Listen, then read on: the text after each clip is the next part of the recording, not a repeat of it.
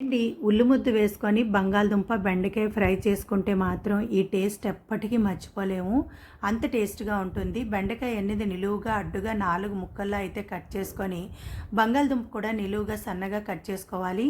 ప్యాన్‌లోకి oil వేసుకొని, బంగాళదుంప ముక్కలు వేసుకొని గోల్డెన్ బ్రౌన్ కలర్ వచ్చేంత వరకు ఫ్రై చేసుకొని, అదే ఆయిల్‌లోకి బెండకాయ ముక్కలు కూడా వేసుకొని బాగా కలుపుకొని, మిక్సీ జార్‌లోకి 3 ఉల్లిపాయలు కట్ చేసుకొని, జీలకర్ర, వెల్లుల్లి వేసుకొని బరకగా మిక్సీ పట్టుకోవాలి.